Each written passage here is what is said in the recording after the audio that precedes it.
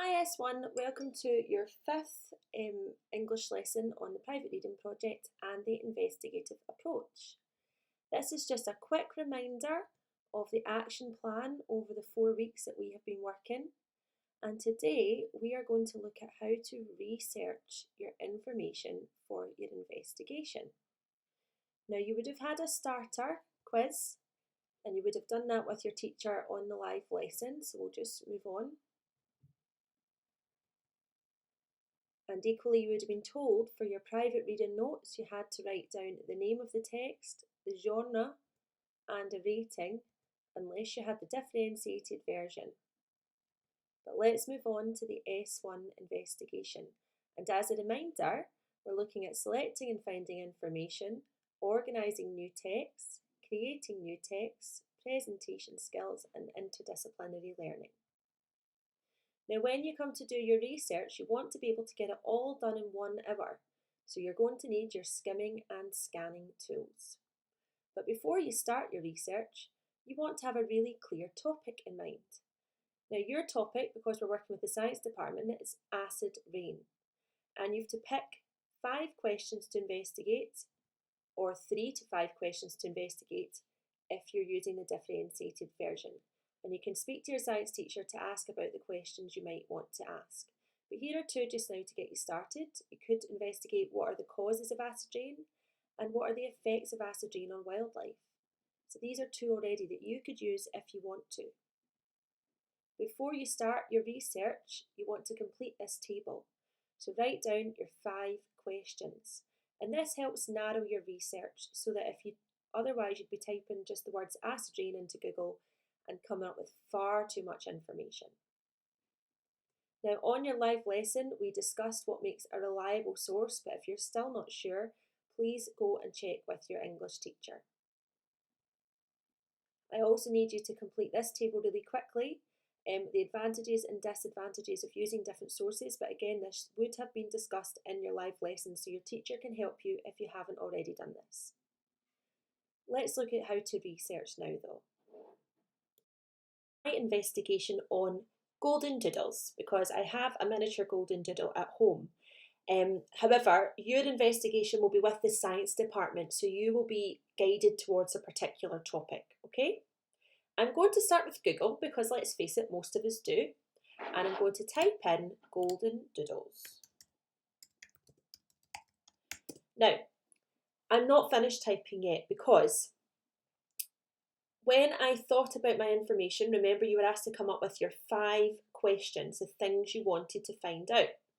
And one of my 5 questions was whether or not golden doodles would be good around children. So I'm going to write golden doodles, children friendly.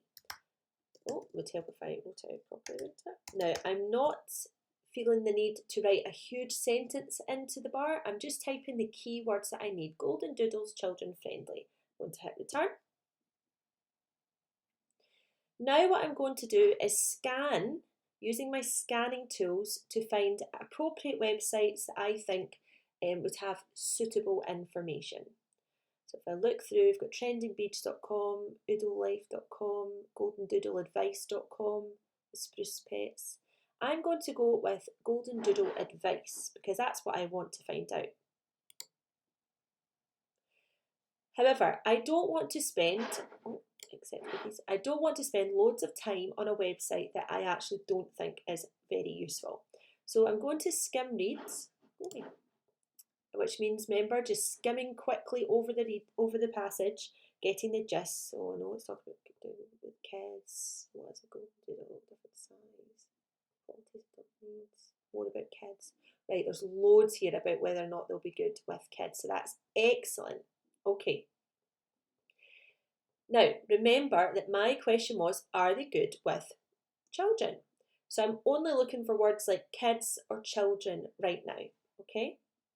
So I'm now scanning for my information. And here we have, are golden doodles good with kids? Yes, golden doodles make great pets for your kids and family. These dogs are very energetic and keep up with the fast pace of families with kids, blah, blah, blah. Not only are the dogs very energetic, great with kids, they also make wonderful qualities that make these excellent family dogs. Okay, so that's interesting. I don't need to know about what a golden doodle is right now, because that wasn't the question I was trying to find out, or the sizes, so I'm going to go right past this. Benefits of having a golden doodle with your kids. This might be useful. So again, I've scanned for the words kids or children and now found the bit that I want. So they don't shed, so they're great for allergies. Again, I'm still kind of skimming and scanning. Smart and easy to train, love to do tricks, very active dogs. So here's the next tip for you then. I think all of this information is quite useful. However, I'm not actually going to use all of it later on, but I don't want to spend too much of my research time reading through everything and only taking small little notes. So remember, you were asked to put your 5 questions into the OneNote bit, and for each question you would have a slide, or if it was in a jotter you would have, well, not in a jotter, if it was in a Word document you would have a page. And what I'm going to do, first of all, is I'm going to click on the bar at the top. I'm going to copy and paste the full URL and put it straight into the page where I'm making my notes. I'm then going to take note of the title of the website, Golden Doodle Advice, that's the website, and then the title of the article, Are Golden Doodles Good with Kids? A Guide for Parents. And I've even got, and this won't always happen, but I've even got the name of the person that wrote it, which is really useful. So I'm going to take down all that information first. So remember the URL, the title of the website, and the title of the article. Then I'm going to go back to the bit I wanted, which was here, and without reading it too much, because I've scanned, I know it's got the information I need, I'm going to copy all of that. Oh, done the wrong bit. Copy this, and I'm going to paste it also onto that page. Later on, I'm then going to scan again for the few words such as key phrases, or if it was something that had statistics in it that I needed, or anything like that, and I would highlight them. Okay? So that's how I would research my information. And the last thing I would do is take a note of the date that I found that information. So today's date is the 30th of January.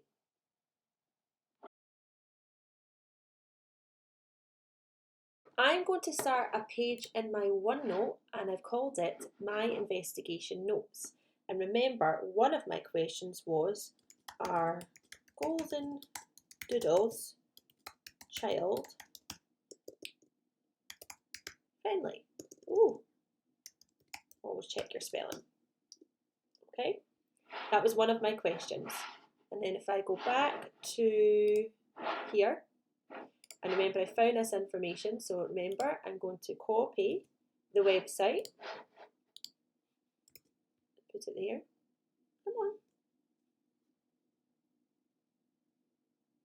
there we go, and then going to go back and find the information I needed. So the website was called Golden Doodle Advice.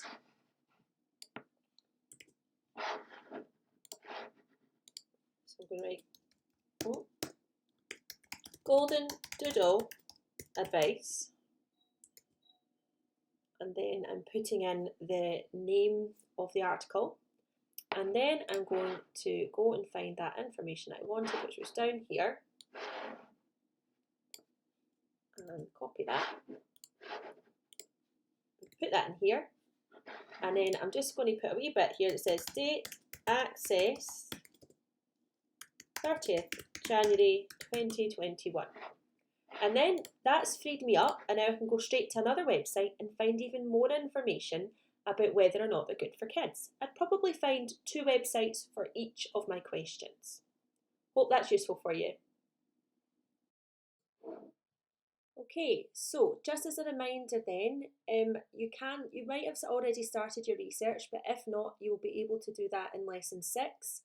And you will make up your own blank OneNote pages, but then in lesson 6 you'll be given slots where I want you to add screenshots of your research into the slot, just to show your teacher that you've been doing your research.